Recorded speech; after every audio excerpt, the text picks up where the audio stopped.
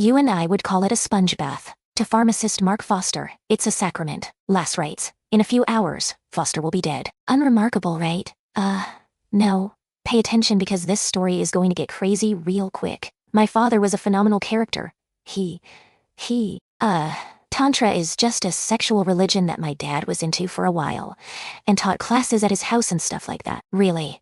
Who could focus on business when beautiful young women keep ripping your clothes off? Tantric sex was another thing my uncle was involved in, where typically a man and a woman seek enlightenment through sexual prowess. You could find happiness and true love through the use of these different spiritual means. But honestly, the main draw was the at first, was just the sex. Women involved in this cult would do anything for you. They were used for their sexuality and pleasure, and that was a big draw to get people into the cult. Say, hey, come on, join up with us here, have her, or have these three, and talk to you when you're done. They had very low self-esteem and they felt accepted. They felt loved. And then my uncle would manipulate that into whatever he wanted. The ceremonies get wilder and wilder. It's demeaning to the vessels, but lots of fun for a young hedonist like Frank.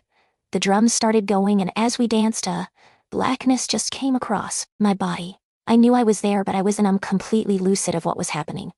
And when I came to, I was completely naked, and so were these two other women. We were in a different state of mind. I know I had had sex with both of these women. This was a very intense ceremony. Well, I was told by my father that everybody in the house was sleeping together. I would say he was happy with this arrangement. In case you're wondering what any of was like somebody you'd never met in your entire life. He was very off the wall. I love my dad a lot. Mark and his wife were also standing. This has to do with voodoo. The answer is nothing at all. The mixture of tantric sex and African gods has forced his own invention. He's woven a mishmash of beliefs into something I might call Fosterism. It suits him just fine and the handful of followers who keep hanging around. By now, Mark's company Quant is a far cry from the beacon of innovation Al Gore admired. The office is empty except for Foster and a giant stack of bills. He would be trying to scramble around, doing everything himself, fill by little orders he had for ups that day, and answer whatever phone calls he could answer. And you could just see in his face, kind of the weight of the world. He was taking things very, very hard. He wasn't fun-loving anymore. For so long, he could focus in on the fun and the generosity to people and ignore the reality of the life he was making, of the problems he was making. And now everything was coming with a price tag. There was all these, bills coming in.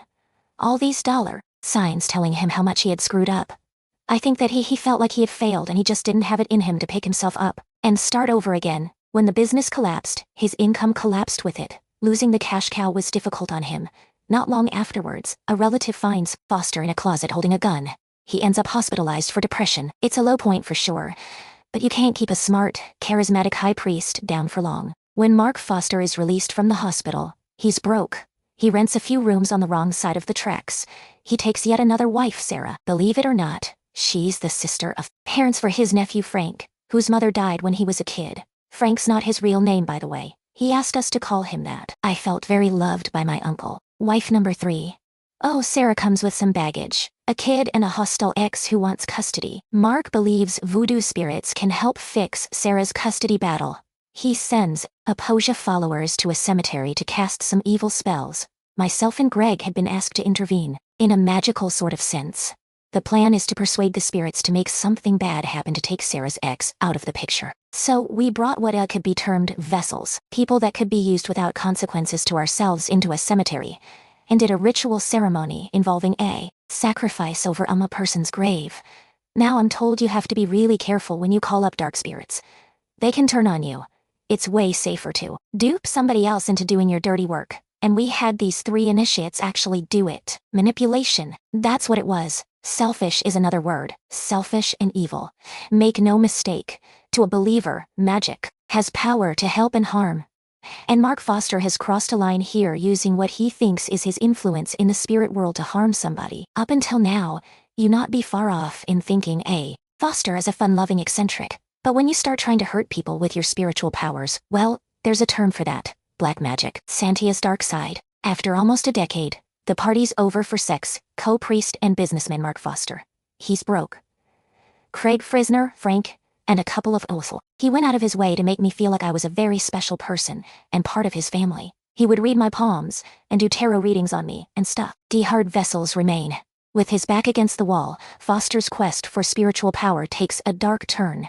There was some talk of sacrifice. They talked about finding a black girl and raping and murdering the girl and then burying the girl somewhere. Is Foster capable of murder? He wants his followers to believe he is. Remember how he symbolically killed that voodoo high priest to take on his powers. Foster tells them it wasn't symbolic at all. He really killed him. Although he had loved him, he had taken his life in order to assume a lineage of priesthood into his own body. To divulge this to anybody, the same thing or worse would happen to us. There is no evidence any of that happened. I think it was part of his way of manipulating the younger men around him, and to also create some fear. This is when the cult got really dark. Everybody was watching everybody, and it was a different atmosphere. It wasn't the fun party atmosphere that it had been. So Mark Foster has come to believe his black magic gives him power over life and death. Now you and I consider death a certainty. Foster doesn't. But here's the rub. You know that old saying about life having two sure things? Mark Foster has no power over the other one. Oh, what was it again? Oh yeah, taxes. He never paid his taxes.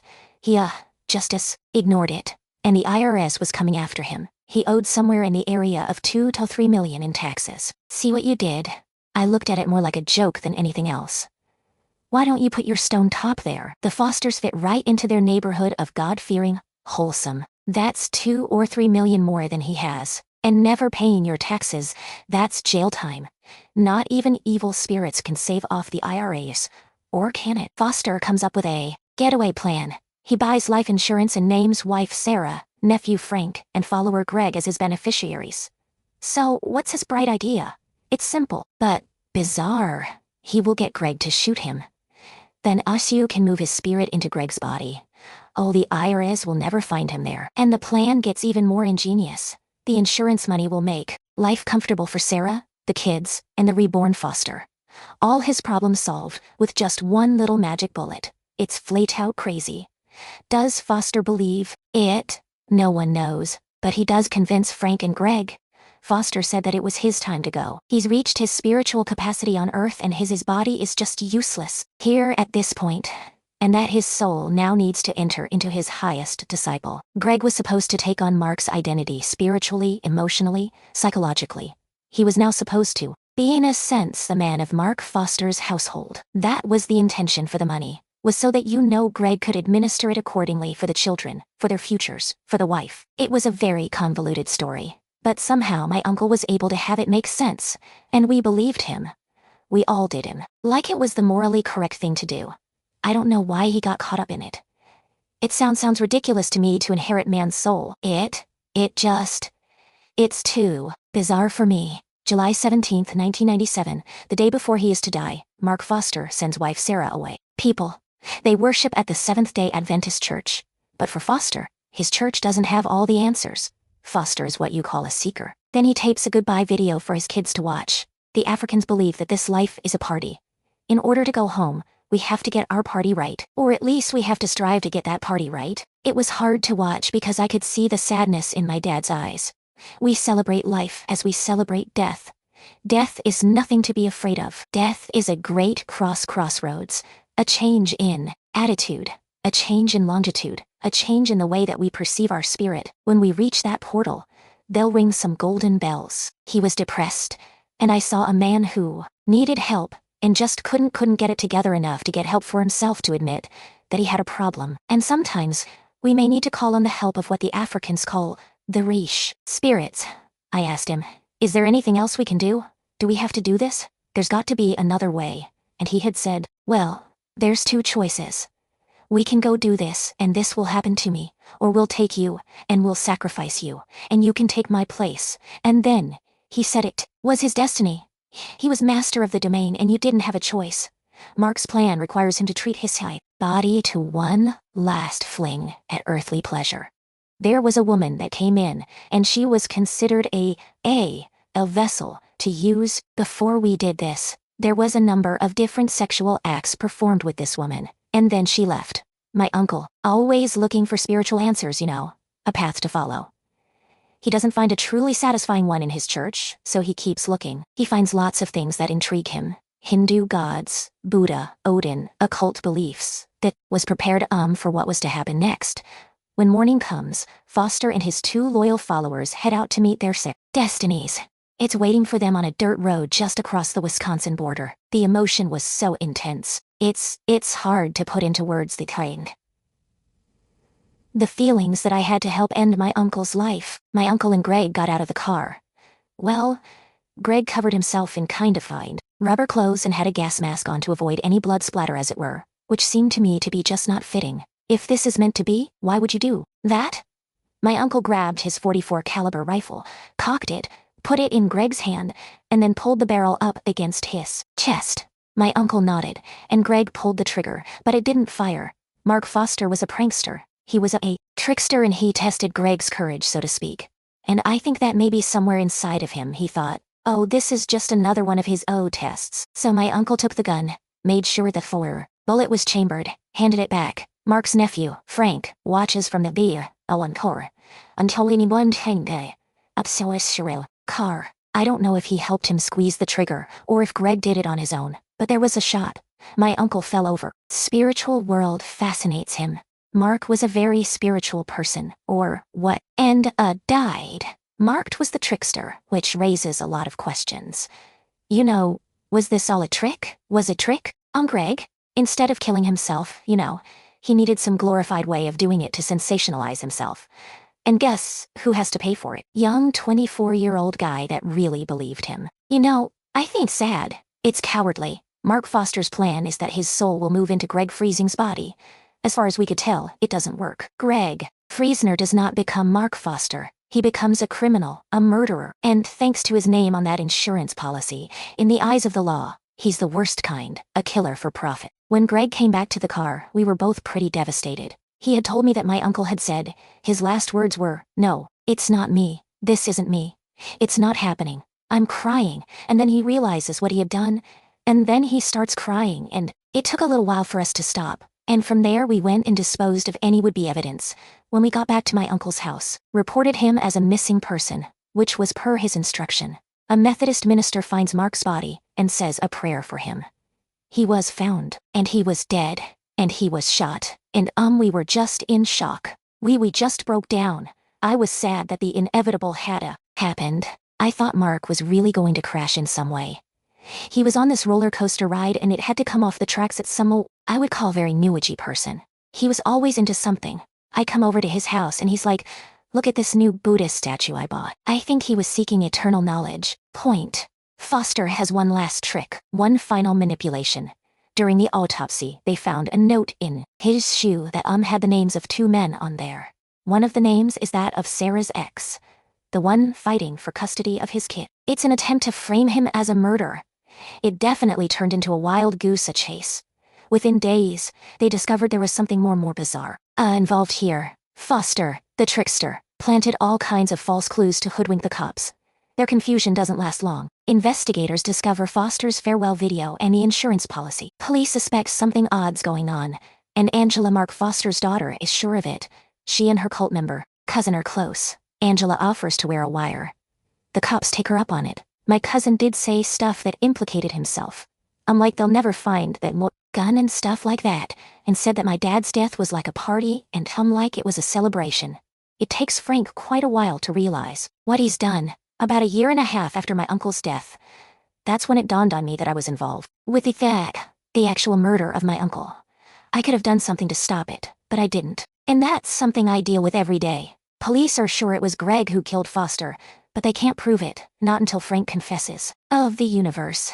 I think he just wanted to know everything there was to know about everything. Mark Foster grabs life with both hands. I wanted to clear my conscience, and I felt that the only way to have a fresh start in life was to tell the truth. And I did. It was just time for everything to come out. Greg Friesner pleads guilty to secondary homicide. He gets 20 years. Frank admits to being his accessory. He spends 3 years in the slammer. Greg said, I knew it was a matter of time. But this is part of my path. This is part of my journey, and I'm ready to face it.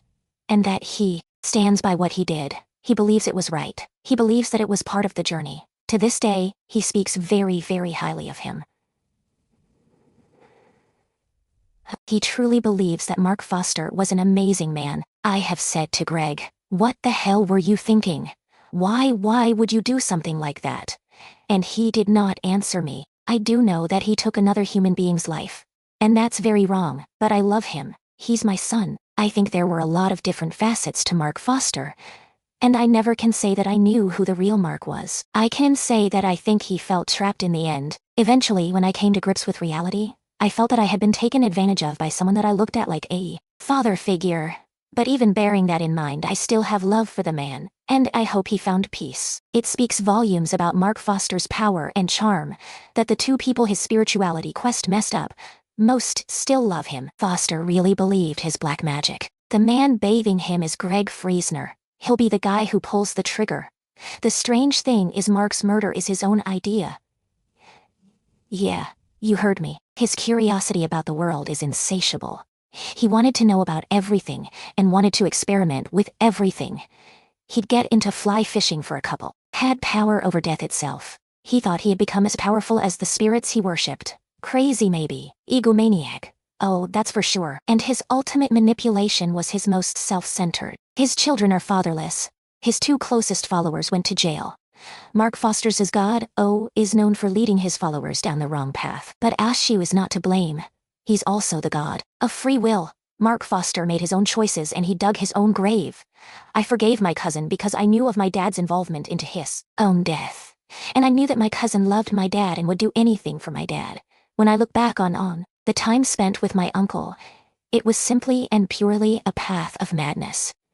And it got crazier and crazier until the madness finally ended, at least for some of us. Weeks and he'd buy just thousands of dollars worth of gear and all this fly fishing equipment, and he'd fly fish for like 2 weeks, and he'd be done with it and he'd be done with it. He'd throw it in storage. I think that Mark very much was a boy at heart and maybe even more than at heart. Everything about him is like, this is just going to be great. This is going to be wonderful. Being a seeker works for Foster. It gets him out of his small Wisconsin town and into the Air Force.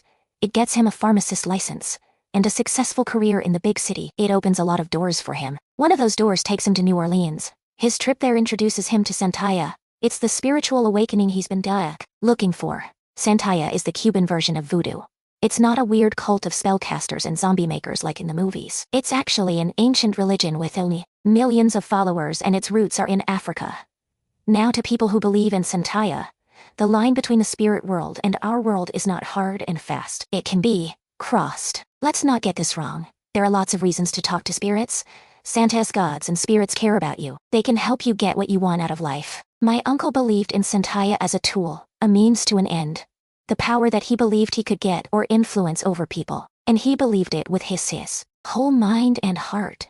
In the world of Santaya, there are about a dozen gods and untold numbers of ancestral spirits. The first step is to discover your own. Story is well unusual. It's a wild yawn of how the mild-mannered guy behind the prescription counter has a secret life. And in that life, he is the leader of his very own voodoo sex cult, Personal Orisha, the god whose path you are meant to follow. For people that are initiated into Centuria, you use different necklaces to find out what your guiding force or Orisha is. My uncle, he had taken on the mindset of Asu, the trickster. Ashu is a hell of a god to follow. Listen, he's no cosmic mischief maker. He's more dangerous. Did Mark Foster pick Ashu or vice versa? And Santaya? It's always a little of both, but it is a good match. For one thing, there's nothing Foster loves more than a trick. Practical jokes are a huge part of his personality. He was a very funny man. He was into shocking everybody. Ashu's no ordinary prank player. He's the god of fortune and misfortune. And speaking of fortune, get on Asu's good side with a few rituals and thoughtful gifts, and he might just pay you back. Bingo. In the late 80s, a new business frontier is opening. Everybody's got a new computer, but it won't do much. The information superhighway is still a dirt road. Did I mention our spiritually connected pharmacist is also a computer pioneer? When we were growing up, we always had computers in the house, and he would network them before we even knew what networking was. So, he was very into the computers. Mark starts a technology company. He calls it Quanta to exploit the opportunities computers offer. Maybe it's Mark's insatiable curiosity that opens his eyes to a new opportunity. Maybe it's his boundless energy that helps him exploit it, or maybe it's the gods and spirits he asks for help. One way or another, Mark Foster is about to become very. Attention? Yeah, I thought so. So, make yourself comfortable because boy, have I got a tale to tell you. My name is Steve Sharia. I grew up in rich.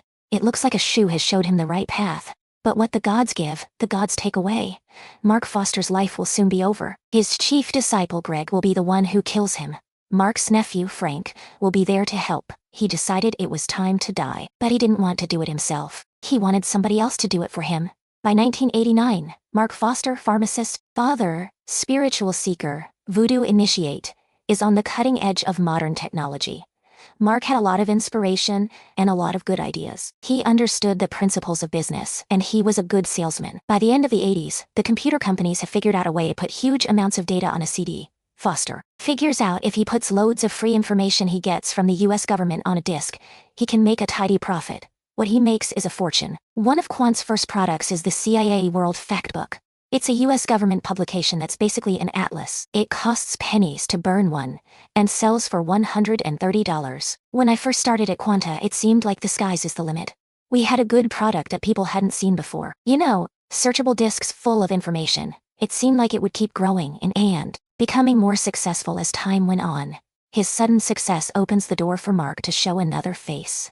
Ladies' man. By now he's ditched wives number 1 and 2. I just want to give you another order. He finds number 3 right in his graphics department. Mark was the ideal boss when you're pretty rough neighborhood in Brooklyn, New York. I've seen good people turn bad and bad people turn worse. Some took contracts to carry out a hit. Some were victims of a hit. Young and you want to have fun too. We would go to a movie some days, just let's close down the company today and go to a movie. It was so easy to make money that you didn't really have to be business-oriented. You didn't really have to think about the future. In 1993, Vice President Al Gore comes to town to promote the new technologies. That will put America back on top. Mark and Quanta are the perfect photo op. Does Gore know who he's really sitting next to? Not a chance to the world. Foster is the face of high-tech capitalism. It made you feel like we were really going places. It really seemed like a huge moment. Mark catches the technology wave and succeeds beyond his wildest dream. He likes to think of himself as the smartest guy in the room. He could grasp anything fast, then move on. He can now check off master of the business universe, but he lets his company coast and dives deeper into voodoo. Mark returns to Solomon, his high priest in New Orleans. It's time to be reborn.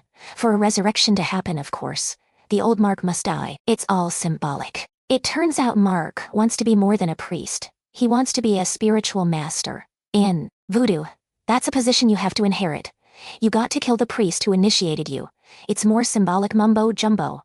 No shamans are actually harmed. My dad always liked to be number 1 in the biggest and the grandest of whatever he did. He played the role of the supreme being. And what's a leader without followers? Back in Minneapolis, Mark sets out to recruit some. So, he heads to the Magus bookstore, a hangout for spiritualists and other fans. To hit men, life and death, is just part of the business. It's nothing personal. Like many a strange story, Mark Foster's, of the occult. There he finds 24-year-old Greg Friesner, another seeker. Friesner's fresh out of Blooming Prairie, Minnesota, where he was raised by his mom, Jackie. He was never shy, very outgoing, curious about everything. And once he sinks his teeth into something, that's it. He goes for it. Greg's spiritual quest started in a small prairie town just like Mark's did. He was into the dark music. And I think that's when he started getting into the dark religious beliefs also. We tried to get him to change, but like I said, he was stubborn. And that's we had a big fight. And that's when he left for Minneapolis. Greg was very impressionable, very hungry for knowledge. He wanted to find a path. He wanted to feel at home, somewhere. Greg was reading a book, and then Mark, I think, asked him about the book. Or they just started talking about, the occult. I would say he fell under his spell. No pun intended. Greg becomes Foster's first disciple. Voodoo is a religion about nature and different types of gods and learning, which god you correlate with. Everyone supposedly holds an energy of a god in them, and you're supposed to discover what path you're on in order to fulfill your life's purpose. He felt that he had fulfilled his life purpose by finding out what god he was to serve, or what god actually was to serve him. Yeah, peas in a pod, those two. So, with Mark's help, Greg discovers that his personal god is ASU, that same Orisha as Mark. Oh, the trickster, the scamp, the one who misleads you to make you wise. Starts in an ordinary place, Minneapolis, Minnesota. Trust me, even Minneapolis has a dark underbelly. Minneapolis, at the beginning, it's all fun, of course. But hey, the more the merrier. Mark is on the lookout for other spiritual seekers. His charm and personal magnetism turns them into followers. Mark's gathering more and more initiates, and it's no coincidence that most of them are attractive young women. My uncle had a unique way with words and was able to convince almost anybody of almost anything. He was a very manipulative man. However, most of the time he really meant well. He would manipulate anybody to accomplish his goals. But in his own mind, his goals were just and proper. He was somebody that people trusted. He built a rapport with people almost instantaneously. You met the guy, and you just loved him. Mark's nephew Frank, his surrogate son, is drawn in. At first, my attraction to Canteria was curiosity. And that curiosity was met with some very intense sexual experiences, with a number of different women that brought me deeper in. There were so many women coming and going, and anybody would do just about anything for you. I began to believe what my uncle was teaching, and of course I looked at him like a father figure, so I had complete trust. If you were adopted into this cult, you were Gabawari. You were family. Mark Foster, the only man in America who's a voodoo high priest and a high-tech CEO, is getting richer by the day. This was a really high-margin business when he started, which is why he is in general a very good town. However, you never know what's lurking behind the next corner.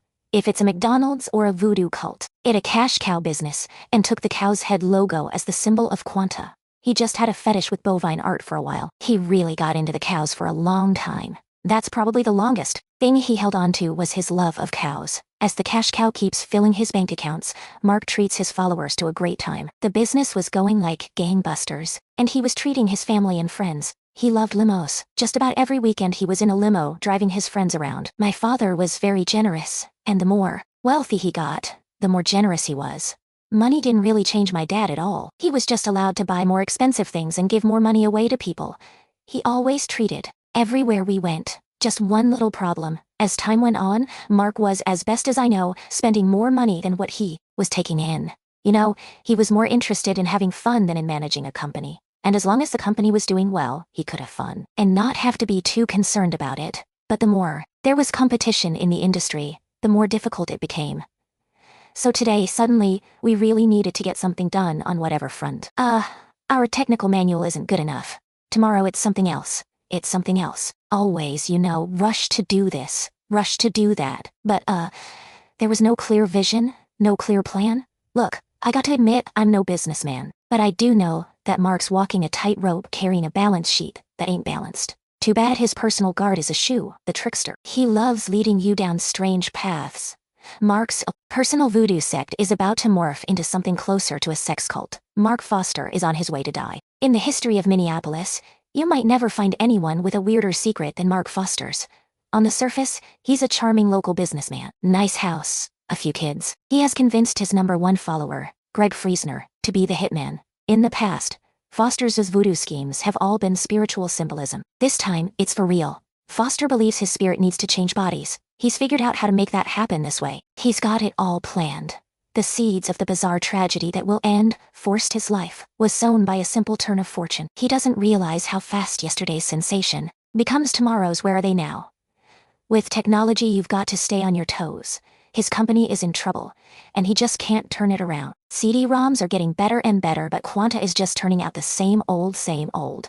Mark just started yelling about how things were so disorganized, and we needed to get priorities straight. Just kind of everything under the sun that he could think of off the top of his head. I love to be taking classes, and checking into Mark had his company on the cutting edge, a head start he's now squandering. There was kind of a window there where he could have reinvested in the company and tried to grow it, and I think he just continued to spend money, and then it got to the point where that window closed. He couldn't reinvest because he didn't have anything left to do that. Mark's not one to let business difficulties get in the way of his personal life. As the business sinks, wife #3 walks out. But that's okay. It frees up Mark to explore another path, spiritual swinger. He discovers a form of Indian mysticism called Tantra. One branch of Tantra believes the mysteries of the universe can be explored through sex.